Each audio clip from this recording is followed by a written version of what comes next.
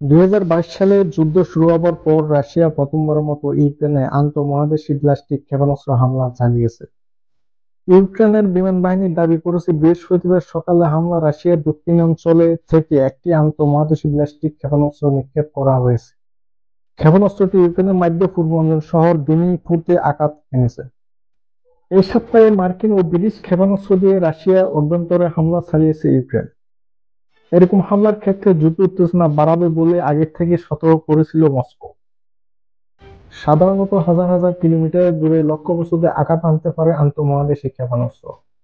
পারমাণবিক অস্ত্র নিয়ে হামলা চালাতে পারে এই ধরনের ক্ষেপণাস্ত্র। বৃহস্পতিবার ইউক্রেন যুদ্ধকে বিশ্বযুদ্ধের সাথে তুলনা করে পশ্চিমা দেশগুলোর উপর হামলা ইঙ্গিত দিয়েছেন রাশিয়ার প্রেসিডেন্ট পুতিন।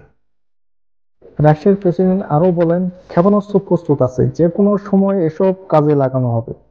আমাদের অস্ত্র আটকে দেওয়া যাবে না। আমাদের কাছে এর মজুত রয়েছে যা ব্যবহারের জন্য আমরা প্রস্তুত রয়েছি।